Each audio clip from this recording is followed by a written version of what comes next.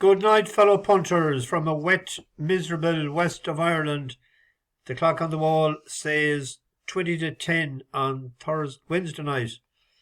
Back with a couple for tomorrow. It's wet here all evening, and I've seen on the comments that it's wet in Warwick as well, which is not good news for me. The way it's looking, there's a 4 o'clock inspection tomorrow. When you see the inspection the day before, and 5 to 15 millimetres promised tonight, it's not looking good. And that was the weekend I picked because I wanted to go to Warwick races. It's a track I've always wanted to go to, and I thought this would be the opportunity. So hopefully, any living near, and get out your buckets and drain the water overnight. Make sure that I'll be able to travel.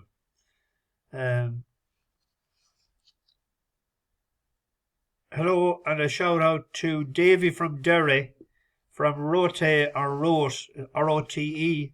He's a new passenger. Michael Keeley and Martin Lewis. We had but a few going today. I thought Snowy Evening acted a bit inexperienced without a novice ranks. That horse, the last win was a novice handicap chase up against the big boys today, and needs further probably because he had won at 3 miles too. But I was comfortable enough watching him at the halfway stage as we'll be staying on anyway. But he got sort of tapped for toe and he stayed on for third all right. But I was a bit disappointed with that run. Maybe it's a little too much for him.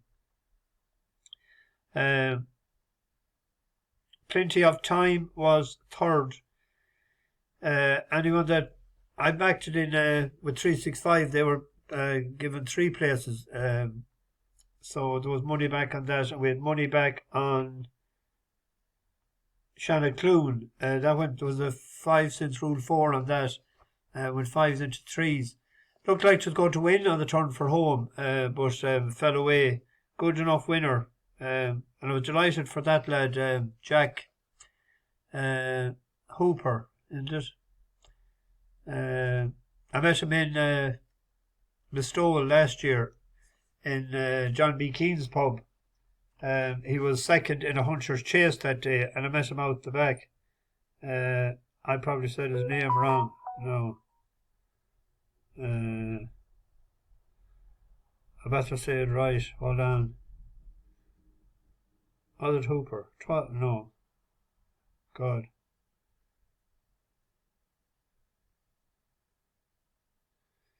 One second.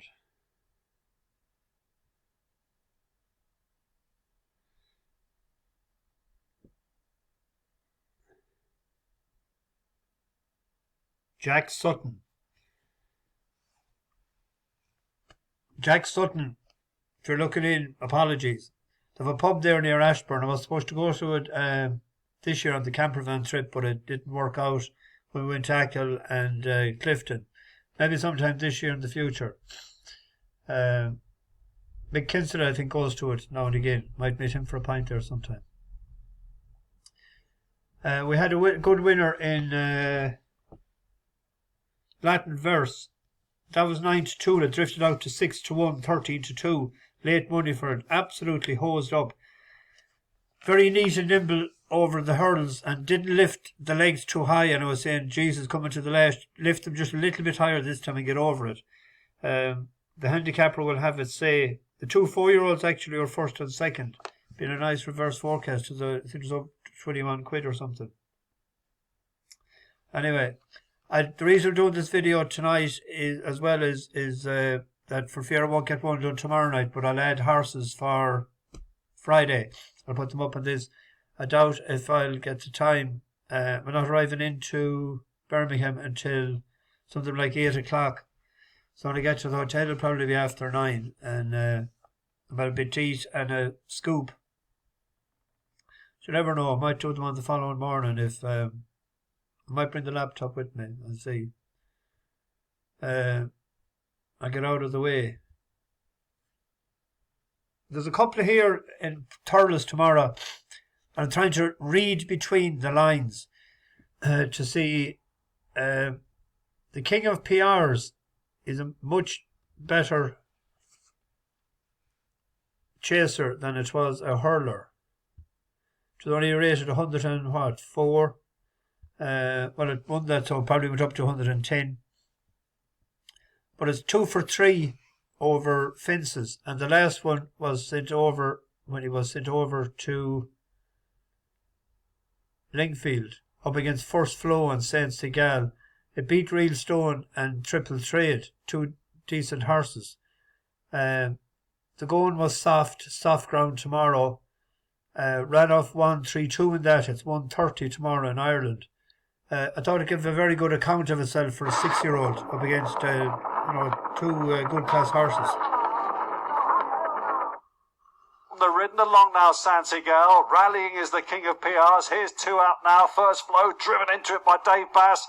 He's clear by a couple of lengths from the king of PRs and Santigal as they race on down towards the final fence here. And First Flow is over it with aplomb. He leads by a couple. The king of PRs battling on together with Santigal. First Flow giving tons of weight away to his rivals. The 12-year-old is in front with half a furlong left to go. And he's going to see them off here, First Flow. What a star he is. First Flow wins the Galston.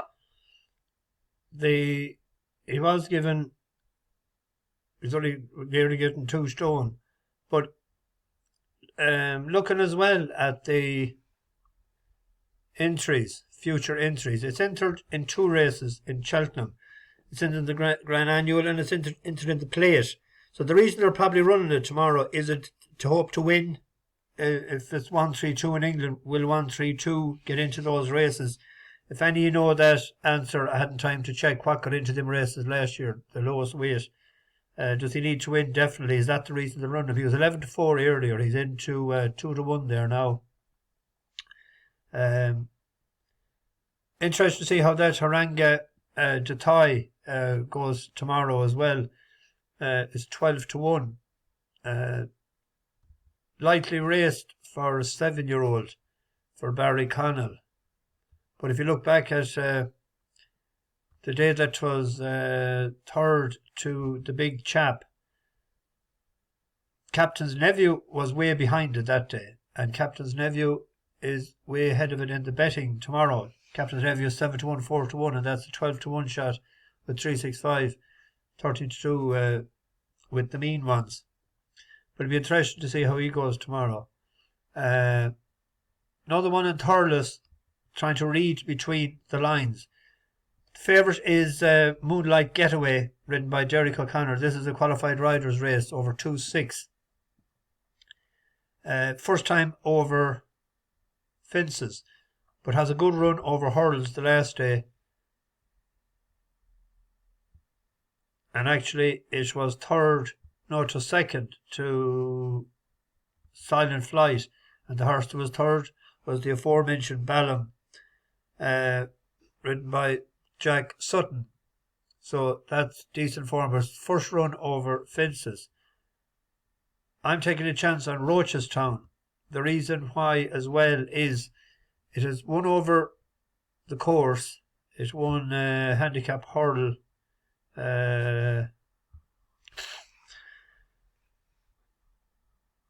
When was that? Am I talking?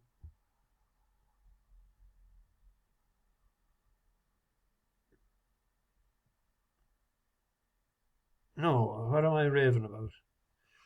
But it won on heavy ground. But Harry Swan is back riding it again today, and he was second on it in Tramore.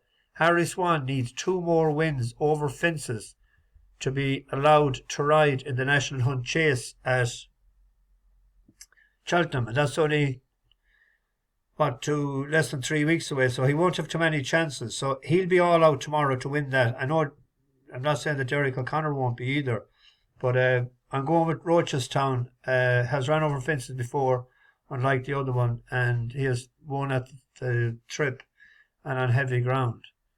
There's a good race tomorrow, a listed mares race. The Colreevy Mares Novice Chase. Harmonia Maker and Loella, they've done us a couple of good turns in the past, but Stuart Edmonds is sending over Marsh Wren, and that absolutely loves hot, deep ground. And Loella wouldn't want it as deep as this. Harmonia Maker as well, I think, is better 2.5 mile. This, because it's 2.6 and because it's raining down in the south as well, I'm going taking a chance on this one, Marsh Wren.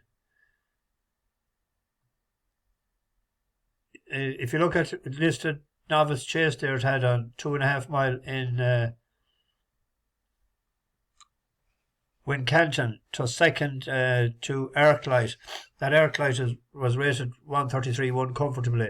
It's rated about 140 now. That was a good run. The deeper the ground, I think, the better for this. So if it rains all night, it won't be afraid of it, and it won't be afraid of the distance. The best flat race of the day tomorrow is a Class 3 handicap.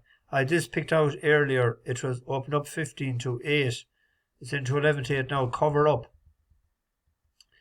Seems to have turned a corner as a 4-year-old. It won over the course and distance recently. It showed a good turn of foot and it won in 56 and change. If it runs in 56 and change tomorrow, I can't see anything beating it. But it has to run to that. Fast run 5. Same could be said probably for Exalted Angel though as well, I suppose. But come on, where are you?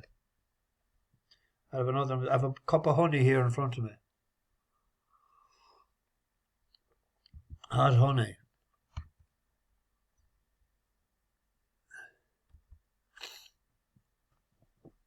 I have the sniffles today.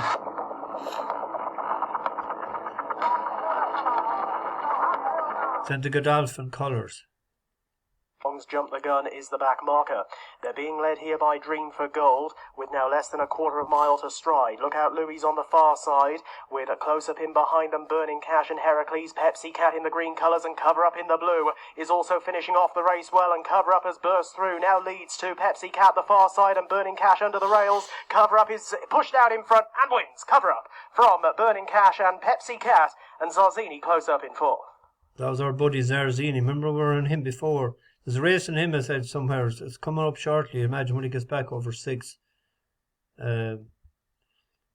Moonflight won at the track there before it, but it was, I think it was 3 seconds slower. Exalted Angel likes the fast pace run as well. There's no gimme this now, but Haviland riding for Johnny G. If them two, if you got 11 to 8 and 5 to 4. Maybe a Shorties Double. And the two is trying to suss what they're trying to think. There's a horse running tomorrow that went back lately as well, if all goes well. The first two, Star Official, Georgie Benson riding for Dick Donoghue. We're back to the last one, finished 4th in Navan. I think that was ground at one of this the horse that won over course and distance before.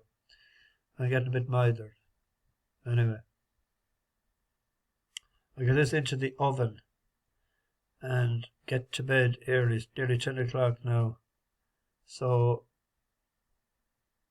there's a few, I had emails from a few today. There was on about going to Merton Crotley, going from Wales to Warwick, and I think there's a few more as well. So hopefully the races are on. It'd be great to meet people anyway and have a pint. That's why I'll be travelling by train and bus and everything. So, bash the bookies over and out.